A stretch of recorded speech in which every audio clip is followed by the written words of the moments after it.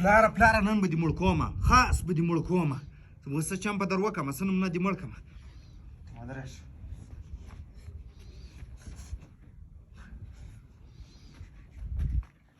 پلاره یا مړ کوم دې نه دا خوندې په ځان نه اړوم بیا به خلک پیغور راکوي وایي دغه سړي خپل پلار مړ کړی بس زه دا چم نه کوم پلاره خو ته سر خلاصوه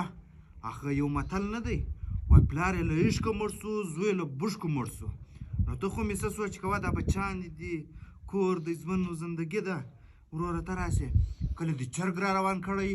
کله دې سپی را روان کړی کله دې چغال را روان کړی کله دې خر را روان کړی کله دې کوتران راوړي ستا څنګه سوچ دی دا دونه پیسو چې تا د خپلو بچیانو ته شیان راوړي ول کور ته دې دغه کور دې ساتلی ولی ښه خبره نه وله بس دی راځې خالي په سپیانو په چرګانو په چغالانو باندې خورې بس دې اوس پلاره خو بهرحال زه له دا پیغوره بیریږم زه سبا خلک په بازار کې پیغور نه کړه چې دغه سړی له خپل پلار سره دغه چم کړی وی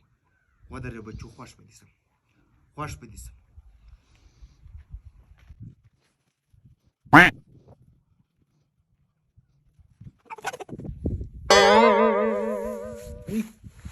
چرګ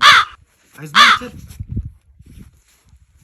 وایي زه خو غرق شولم تباه شولم برباد شولم لاړم بیړه مې غرقه شوه ای سال دی ای چشتې د 10 لک روپۍ خوراک مې په کړی ولی ای څه سوی دی دین محمده دلته راس خیر پلاره څه نارې وایي ته دا راته ووایه چې دا زما چرګ څه سوی دی ستا چرګ زه څه به خبر یم ستا چرګ دی نو ته به حال په لرې ستا به چرګ زه څه حال لرم زما په چرګ ته ډېر حال لرې ولې دا زما چرګ چې وي دا ستا دښمن ولی هر ورځ به دې ویلی چې د 10,000 روپۍ شیان به خورې د 50,000 شیان به خورې دا که وړی وي ځان تا وړی دی ما نه دی وړی ما خو سم درته ویلی چې په دا چرګانو باندې دونه شیان مه خوره چرګان ساتي سپیان ساتي کوتران ساتي هر شی تا ساتلی دی دا بازار کې خلک ماله پیغورونه راکوي وایي پلار دې لوی سړی دی وروره چرګان سپیان کوتران شیان ساتي ولا زه شرمېږم نه دی ښه ته اوس په ما شرمېږې بیا به تا نه شرمېږم خو دغه عادت دې چپ دی ښه نه ما نه دی وړی چرګ دې ما نه دی وړی په ما پسې مه تړه تا وړی ورسره د کلي خان راوغواړه کلي خان بیا څه پکه ورسره بیا غواړه ولاړ پورته دا سر د ماتو زر دا دی د کلي خان مې راوستلی څه دې ویل دغه دی خانه چرګ مې ورک دی دا چرګ به را پیدا کوې خانه یاره خان چرګ نسي پیدا کوی خان غټې فیصلې کوي تا و چرګ له راوښه دي دا کمې کیسې کوي ته ولاړ څه خدای دې خوار نه کړ د غټې فیصلې کوي دا زما چرګ د 1 کروڑ روپو چرګ ولئ خانه ته ولې څه نه کې وایه یاره څه کې ووایه ای ګرانه نن به یو سبا به نه یو دا زموږ شوتلو ته خره مه شړه مینه خانه زه په تا چرګ پیدا کوم ته یو څه ګډې وډې دې شروع کړي دي دا خو کې راځي نو دا زما چرګ را پیدا کا خانه ډېره مننه به دي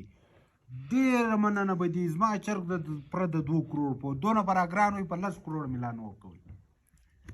هلکه ته ورسره په دا کلي کې اعلان وکړه ورته که چا چرګ پیدا کوي هغه ته 2 لک روپۍ انعام 2 لک روپۍ انعام ورکوې هو ښه ته داسې چم وکړه دا 2 لکه ماله راکړه زه به سره د هغه چرګ شوروا در باندې وچښم خلکو ته هغه دی پیدا شولې ستا غل پیدا شو زه درسته ولاړ چیرې ولاړلې خانه اوس مې خلاص خانه چرګ No.